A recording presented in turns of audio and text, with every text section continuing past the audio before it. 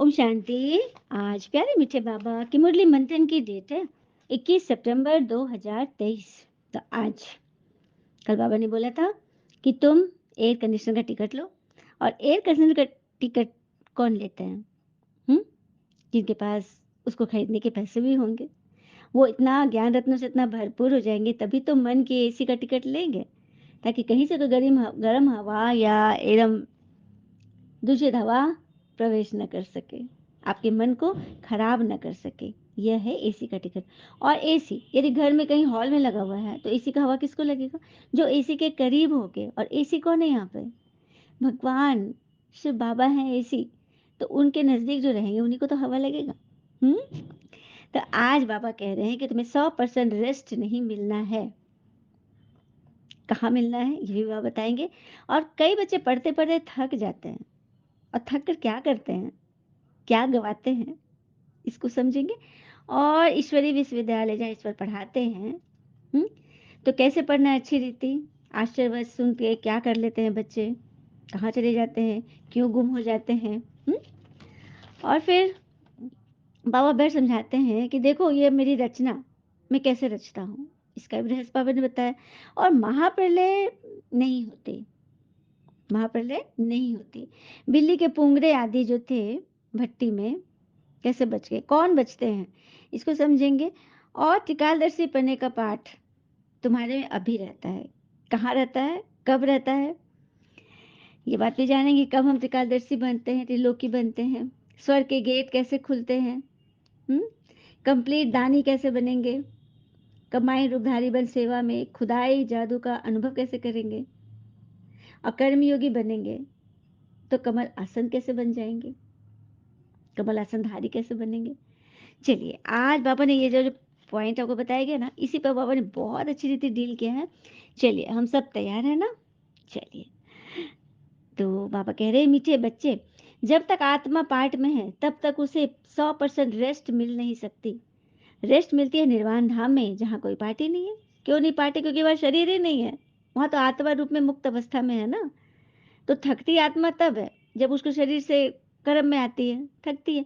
और सबसे ज्यादा आत्मा थकती है मन से। मन चंगा तो सब कुछ भले बढ़िया होगा, कुछ कुछ भी बेढंगा नहीं होगा। मन अगर दुखी है तो फिर आपको हर एक चीज में फिर बोझिलपना फील होगा और आप बहुत थक जाओगे। इसलिए मन और आत्मा को परफेक्ट रखो, क्योंकि इस दुनिया में कर्म करने आया है तो काम तो करना ही है। और कर्म करने के लिए कभी भी यह ना सोचे, किसी लड़की की नई नई शादी हुई है तो अब सास उससे 60 साल की सास 18 22 साल 25 साल की बच्ची से अपने जैसे उम्र की समझदारी के मैंने की इच्छा रखे, क्या ये पूरी हो सकती है? वो जो बच्ची है उसे धीरे धीरे समय तो लगेगा ना। चलिए एक सुंदर सा ये प्रसंग सुनते हैं, क्योंकि यार ये घर घर की कहानी है। हर घर में लोग बहू के लिए जो छवि बना के रखते हैं ना, उसी पर ये सुंदर सा है। हेडिंग ये बहुत सुंदर है, मेरी बहू मेरा अभिमान। हम्म शादी के लिए देखने गई एक माँ ने अपनी समधम से कहा, सुयश मेरा इकलौता बेटा है, जैसा नाम वैसा गुण है। जब जब मैं दूसरा बच्चा न होने के लिए उदास होती हूँ तो मेरे पति कहते हैं, ईश्वर ने 10 बेटों के गुण से भरा है हमारे बेटे को। लेकिन मेरा मन एक बेटी की चाहत में हमेशा कलपता रहा। सोचती थी बहू को ही बेटी का प्यार दूंगी। अपनी बहू की जो छवि मैंने सोची थी स्निग्धा, उसकी बिल्कुल विपरीत थी। उसकी माँ ने भी हंसते हुए कहा, मेरी बेटी अपने नाम के विपरीत है। लड़कों की तरह वेशभूषा, हंसना बोलना, अक्खड़पना भरा हुआ था उसमें। न जाने सुयश को इसमें क्या दिख गया। जीन्स और टी शर्ट में आकर लड़की जब आई तो हेलो आंटी कहा। तो उस लेडी ने, जो बहू देखने गई थी, लड़की पसंद करने गई थी, उसने प्रत्युत्तर में, जब कोई हेलो कहेगा सामने से तो हेलो ही बोलोगे। तभी उसकी माँ बोली, आंटी के पैर छुओ बेटा। उसने माँ को ऐसे देखा और फिर असहज से सिर्फ घुटनों तक छू दिया। मैंने घुटने तक छूने जा रही थी तो उस लेडी ने पहले ही मना, अरे रहने दो बेटा, इसकी कोई जरूरत नहीं, क्योंकि तो पहले इसको समझ गई थी। बातों से एकदम बिंदास खिलखिलाकर हंसने वाली, अपनी माँ के हर बात में तर्क वितर्क करती स्निग्धा पता नहीं मेरे बेटे सुअस को कैसे पसंद आ गई। वो माँ ना बराबर यही सोच रही थी। अब क्या करे, क्योंकि वो सुएज की पसंद ही नहीं, उसका प्यार भी थी। शादी की रस्मों के बाद स्निग्धा उसके घर आ गई और सुबह स्निग्धा अपना हनीमून मनाकर वापस भी आ गए। अगले दिन से दोनों को ऑफिस जाना था, दोनों वर्किंग थे। सुबह की नींद सबको प्यारी थी, खास करके उस माँ को, सास को बहुत प्यारी थी। सोचती थी ना, बहू आ जाएगी ना तो उसके हाथों की चाय पीकर ही सुबह से उठूंगी। लेकिन स्निग्धा को देखकर उसके उसके चाल रहन सहन देख करके तो उसका तो मन ही बैठ गया था। उसने अपना सपना ही भुला दिया कि सुबह 6 बजे उठकर मुझे चाय पिलाएगी। लेकिन पूजा की घंटी सुनकर उसकी नींद खुल गई। अभी 6 भी नहीं बजे थे। बाहर निकल के देखा, स्निग्धा आरती की थाली लिए पूरे घर में घूम रही थी। मतलब उछल-उछल के पूजा कर रही थी। मुझे लगा मैं सपना देख रही हूँ। तब तक वो पास आकर बोली, मम्मा प्रसाद लीजिए। फ्रेश होकर बाथरूम से निकली तो मैडम चाय के 2 कप लिए हाजिर थी। चाय पीने के बाद बोली, मम्मा मुझे नाश्ते में तो बस सैंडविच और चीला ही बनाना आता है। आप लोग नाश्ता में क्या खाते हो? पीछे से सुयश आकर बोला, जो भी तुम बनाओगी हम वही खाएंगे, इसलिए तुम्ही को बनाना है। सुयश ने मेरा हैरान चेहरा देखकर पूछा, क्या हुआ माँ, चाय पसंद नहीं आई? मतलब वो तो एकदम हैरान थी माँ कि क्या क्या सोचे थे उसके बारे में, वो कैसे 6 बजे के पहले ही उठ गई। नहीं रे, इतनी अच्छी चाय तो मैंने जिंदगी में खुद भी नहीं बनाई। फिर स्निग्धा से कहा, तुम्हें ऑफिस जाना है ना बेटा, तुम तैयार हो जाओ, अभी मेड आ रही होगी, मैं उसके साथ मिलकर नाश्ता बना लूंगी। अरे नहीं मामा, नाश्ता तो मैं ही बनाऊंगी। फिर तो मैं पूरा दिन ऑफिस में रहूंगी, घर पर सारा काम तो आप ही को देखना है ना। स्निग्धा कभी कोई मौका नहीं देती थी अपनी सास को किसी कमी निकाले। साड़ी बहुत कम पहनती थी। वो हर रोज पैर भी नहीं छूती थी। उसकी आवाज भी धीमी नहीं थी, बहुत जोर से बोलती थी, वो ज्यादा बोलती थी। उसे घर के काम नहीं भी नहीं आते थे। रोटी तो जैसे भारत के नक्शे जैसा बनाती थी। लेकिन पता नहीं उसमें ऐसा क्या था कि वो कुछ कमी नहीं निकाल पाती थी उससे। वो जो आदर्श बहू की छवि जो बनाई थी उससे वो बिल्कुल जुदा थी। लेकिन अचानक उस घर में खुशियों को नजर लग गई। उसके पति को हार्ट अटैक आ गया। सभी ने आईसीयू में भर्ती किया गया और सुरेश की माँ घंटों रोती रही। उसी समय स्निग्धा ने सास को बेटी बना दिया। अपनी सास को बेटी की तरह अपनी बाहों में भरकर चुप कराई और जबरदस्ती अपने हाथों से खाना खिलाती। हर वक्त यही कहती, पापा बिल्कुल ठीक हो जाएंगे माँ।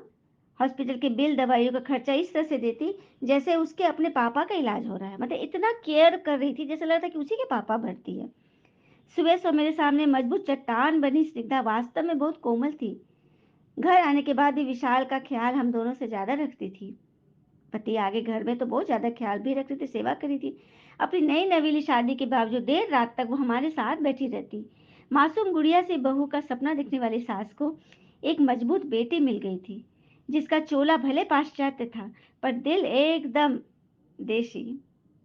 आज सुयस की माँ का जन्मदिन था।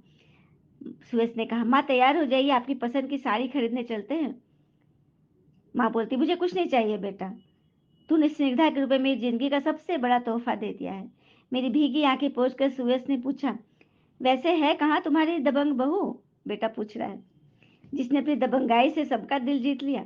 तब तक स्निग्धा ने मेरे गले में अपनी बाहें डालकर कहा, हैप्पी बर्थडे मम्मा, और एक पैकेट पकड़ाते हुए कहा, ये दुनिया की बेस्ट मम्मा के लिए। पैकेट खोलकर देखा तो उसमें कांजीवरम साड़ी थी, बिल्कुल वैसी ही जैसी वो हमेशा लेना चाहती थी। उसके आश्चर्य का चकित चेहरा देखकर बेटा बोल रहा है, माँ आप रेखा की तस्वीर गूगल पर सर्च करके घंटों देखती रहती थी, तभी मुझे समझ आ गया कि आप उनकी तस्वीरें क्यों देखती हो, क्योंकि रेखा जी हमेशा कांजीवरम की साड़ी पहनती है ना, फिल्मी हीरोइन। तो माँ ने खुशी में बहते आंसू को पोंछ कर कहा, एक माँ के दिल की बात एक बेटी ही तो समझ सकती है ना। और उसने स्निग्धा की तरफ देखा। विशाल जी बोले, आदर्श नियमों पर पड़ गई है हमारी प्यारी बहू, जो बन गई है बेटी हमारी। तो देखा, यही तो कहते हैं, जिसका मन मस्त है उसके पास समस्त है। कितनी सुंदर, क्या कल्पना की, जो कल्पना के कैसे विपरीत थी, लेकिन दिल कितना सुंदर। तो यही तो बाबा बोलते हैं कि अपना दिल मन हमेशा एकदम निर्मल रखो और अपनी सेवा में जुटे रहो। प्रश्न है, जो बच्चे चलते चलते पढ़ाई में थक जाते हैं उन्हें फिर कौन से संकल्प आते हैं जो विकल्प का रूप ले लेते हैं? विकल्प मतलब ऑप्शन, नेगेटिव में चले जाते हैं। तो उत्तर, उन्हें बाबा को छोड़ देने के अर्थात फारकती देने के संकल्प आते हैं। बाबा कहते हैं, यह संकल्प आना भी विकल्प है। ऐसा संकल्प करना भी पाप है। पढ़ाई न पढ़ना माना ही थक जाना। न पढ़ना था थक जाना, मिस करना थक जाना। ऐसे बच्चे अपना खाना खराब कर लेते हैं। अगर किसी बात के कारण कोई माता-पिता से रूठ जाते हैं तो 21 जन्मों की बादशाही गँवा देते हैं। तो ऐसा काम नहीं करना है। गीत है, आज अंधेरे में है हर इंसान, ज्ञान का सूरज चमका दे भगवान। ओम शांति। यह है भक्ति का गीत व प्रार्थना। जो बच्चे भगवान से प्रार्थना करें कि अंधेरे में आज इंसान है, आप सबकी मुसीबत दूर करो। तो भगवान हमारी मुसीबत कैसे दूर करते हैं? हुँ? कहते हैं ना, जब ऊपर वाला हमसे कुछ वापस ले लेता है, तो ये मत सोचो कि उसने हमें दंड दिया है। हो सकता है उसने हमारा हाथ खाली किया हो, पहले से कुछ बेहतर और अच्छा देने के लिए, है ना? तो यही बात है। लेकिन उस भगवान को जानते भी कोई नहीं है और वो भगवान हमारे सम्मुख है। भगवान हमको घोर अंधियारे से घोर सोझरे में ले जा रहे हैं। बरोबर उनकी प्रतिमाएँ भारत में हैं, परंतु समझते नहीं कि ये कब आते हैं। बिल्कुल घोर अंधियारे में। बाबा कह रहे, तुम यहाँ आए हो ईश्वरीय विद्यालय में, यहाँ ईश्वर पढ़ाते हैं, मनुष्य देवता बनाते हैं। ये नॉलेज तुम्हें ही नंबरवार, तुम बच्चे ही नंबरवार समझते हो। कोई तो अच्छी रीति समझते हैं, कोई पूरा नहीं समझने वाले भागंती हो जाते, माता पिता से रूठ जाते। जिनके लिए गाया हुआ ना, आश्चर्यवत सुनंती कथंती पश्यंती रूठंती, फिर भागंती हो जाते, भगवान से रूठ जाते फिर भाग जाते। तो 21 जन्मों के बाद साई को ठोकर मार दी। फिर बाबा समझाते, जिसको शांति कहा जाता है वो मिलती ही यहाँ है। ओम शांति बोलते हैं ना, ओम शांति ही वो महामंत्र है जो हमें पूरी शांति से भर देता है। फिर बाबा कह रहे हैं कि रेस्ट तो आत्मा को नहीं मिलती, शरीर को नहीं मिलता, वो आत्मा को रेस्ट मिलती जब वो निर्वाण धाम में रहते हैं। और समझा रहे हैं बाबा कि हे रात की राही, स्वर्ग की राह पे चलते चलते थक मत जाना, रूठ मत जाना, मुरली छोड़ न देना। हम्म। सभी बच्चों को बाबा कह रहे, नहीं तो फिर संकल्प विकल्प आएंगे और फिर माया ऐसा पटकाएगी कि बात मत पूछो। बाबा आकर समझाते हैं, रचता बाबा मनुष्य सृष्टि की रचना कैसे करते हैं ये तो भी कोई नहीं जानते। बाबा ही बैठ समझाते हैं, प्रजापिता ब्रह्मा को क्रिएट करते हैं ना सबसे पहले बाबा, और उनके मुख का आधार लेकर बाबा हमें ये ज्ञान सुना रहे हैं। हम्म? रचना बाप को जरूर मनुष्य ही जानेंगे ना, जानवर तो नहीं जानेंगे, क्योंकि बाबा मुख से बोलते, जानवर थोड़ी ना सुनते बोलते हैं। जानवर को तो मुख ही नहीं होता, वो कह ही नहीं सकते कि हमको परमात्मा ने रचा है। लेकिन बच्चे तो कह सकते हैं ना। बाबा कहते कि मैं इनके मुख द्वारा कहता हूँ, हे आत्मा तुम मेरी हो, मैं तुम्हारा पिता हूँ। फिर इनके द्वारा तुम बच्चों को रचता हूँ, तुम हो मुख वंशावली। अज्ञान काल में भी कहते हैं ना, जैसे हैं तैसे हैं मेरे हैं। भक्ति में कहते हो ना कि जो कुछ भी है बाबा तेरा तुझको अर्पण, क्या लागे मेरा। तो सब कुछ कहते हैं लेकिन प्रैक्टिकली कभी यूज नहीं किया। तो भी बाबा आ गए प्रैक्टिकली कराने के लिए, डॉक्टर आ गया है। इस समय है घोर अंधियारा, बाबा आकर रोशनी करते, तब तो ब्रह्मा की रात ब्रह्मा का दिन गाया हुआ है। हम्म। ब्रह्मा का रात द्वापर कलयुग और ब्रह्मा का दिन सतयुग त्रेता। तो वही बनाने बाबा आए हैं। हाँ, महाप्रलय नहीं होती, मनुष्य ने फिर महाप्रलय दिखा दी है। ऐसे नहीं होता जो सागर में बच्चा पीपल के पत्ते पर आए, यह सब गपोड़े हैं, ऐसा नहीं है। सतयुग है पुण्यात्माओं की दुनिया, यह है पाप की दुनिया। यहाँ सब कुछ त्याग कर तुम सदा पुण्यात्मा बनते हो। तुम इतना पुण्य करते हो जो आधा कर तुम्हारे से कोई पाप ही नहीं होती, तुम अविनाशी पुण्यात्मा बन जाते हो। और इसी वजह से भारत को कंप्लीट धर्मात्मा कहा जाता है, क्योंकि भारत में दान पुण्य करते हो ना। हुँ? इस दुनिया की सामग्री तुम ट्रांसफर करते हो नई दुनिया के लिए। मनुष्य ईश्वर अर्पणम करते हैं, अर्थात ट्रांसफर करते हैं दूसरे जन्म के लिए। कुछ भी हम लोग दान कर रहे हो, क्या बोलते हैं, ईश्वर के नाम पे दे रहे हो। मांगने वाले भी बोलते हैं ईश्वर के नाम पे दे दो, है ना यही बात। तो फिर जब भी कुछ बात आए ना जीवन में, कोई अड़चन आए, तो उससे सीख ले लो। जैसे कि पिता के द्वारा डांटा गया, पिता के द्वारा डांटा गया पुत्र, गुरु के द्वारा डांटा गया शिष्य, और सुनार के द्वारा पीटा गया सोना हमेशा आभूषण ही बनते हैं। जिसको पिता की डांट न मिले, गुरु की शिक्षा न मिले, सुनार तरह तरह मार न मिले, ठोकर न मिले, वो कभी आभूषण बन नहीं सकता। वो तो ऐसे थोपा गया, मिट्टी का माधव बन गया। इसीलिए कोई बातें आ रही, परिस्थिति आ रही है तो घबराना नहीं है। एक माताओं की एक सुंदर सी एक विनोद वाली बात है, हँसने वाली, कि हिंदी में तो धर्म पत्नी बोलते हैं पत्नी को, धर्म की पत्नी, है ना? लेकिन इंग्लिश में क्या बोलते हैं? हाउसवाइफ। इस पर एक माता का मनन चल रहा था, एक औरत का, कि हम लोग कुँवारे में रह के तो घर में तो कुछ-कुछ काम तो करते ही हैं। बहुत कु कई कुँवारी कन्या तो बहुत काम कर देती है। लेकिन फिर भी उनको हाउस डॉटर नहीं कहते, क्यों? कभी किसी ने सोचा? कभी किसी का चिंतन चला इस पे? हाउस डॉटर क्यों नहीं कहते हैं? लेकिन शादी के बाद क्यों कहते हैं? तो उसका मनन चला कि इसलिए कहते हैं ना कि हाउस वाइफ अर्थात घर की वाइफ, घर से संबंधित है। क्योंकि उनकी शादी घर से होती है। घर का काम करो, सबके आने-जाने वाले का ख़्याल करो, सबकी सेवा करो, सबकी ज़रूरतों का ख़्याल करो। मतलब सिर्फ़ एक आदमी का नहीं, पूरे परिवार की उसको सेवा करनी है। इसीलिए वो पूरे घर की है। है ना बड़ी बात? तो तो चलिए, वो तो मनन चला उस लड़की का, वो तो ऐसे मज़ाक में बोल रही थी। लेकिन यहाँ पे बात सच है, हम सिर्फ़ घर के नहीं हैं, हम विश्व के हैं। बाबा तो हमें बोलते हैं हम विश्व की वाइफ़ हैं। हम पूरे विश्व की सेवा करने वाले हैं। तो है ना? तो बस वही करना है। और बाबा कहते हैं तुम यहाँ जो ट्रांसफ़र करते हो पुराना लेकर सोना तुमको देते हैं। बाबा हमसे पुराना लेते हैं और हमको सोना देते हैं। हुँ? यह ज्ञान तुम बच्चों का भी है, फिर वहाँ ये ज्ञान नहीं रहेगा, क्योंकि सत्युग में ज्ञान की दरकार ही नहीं है, क्योंकि वहाँ प्रारब्ध है। हुँ? अच्छा, फिर बाबा बोल रहे हैं कि मनुष्य यज्ञ करते शांति हो जाए। कल भी बाबा ने बोला था यूएन आदि गठित हुए थे प्रथम विश्व युद्ध के बाद, फिर द्वितीय विश्व युद्ध के बाद यूएनओ गठित हुआ। लेकिन क्या उससे विश्व में शांति हो गई? और ही दुनिया में हाहाकार मच रहा है, और ही तनाव हो रहा है। लेकिन शांति स्थापन होती है इस ज्ञान से, और इसी ज्ञान से स्वर्ग के गेट्स खुलते हैं। तुम कौड़ी से हीरे जैसा बनते हो। अच्छा, मीठे मीठे बच्चों प्रति भगवान की नमस्ते, हम बच्चों के भी प्यारे बाबा को नमस्ते। धारणा के लिए मुख्य पॉइंट है, पहली, कंप्लीट दानी बनना है। सच्चाई से सब बाबा को अर्पण कर नई दुनिया के लिए ट्रांसफर कर देना है। कंप्लीट दानी बनना है, सच्चाई से सब कुछ ट्रांसफर कर नई दुनिया के लिए ट्रांसफर करना है। सच्चाई से सब कुछ बाबा को अर्पण कर, कोई भी बात है ना तो बाबा को अर्पण करके नई दुनिया के लिए ट्रांसफर कर देना है। दूसरी पॉइंट, जीते जी ट्रस्टी बनना है, निमित्त बनकर चलना, कि हम निमित्त हैं। कदम कदम पर बाबा से श्रीमत लेनी है, कभी भी श्रीमत से रूठ मनमत पर नहीं चलना है। कदम कदम पर भगवान से श्रीमत लेनी है, कभी भी श्रीमत से रूठ मनमत पर नहीं चलना है। वरदान, कमाए रूपधारी बन सेवा में खुदाई जादू का अनुभव करने वाले खुदाई खिदमतगार बनते हैं। कम्बाई रूपधारी बन सेवा में खुदाई जादू का अनुभव करने वाले खुदाई खिदमतगार भव।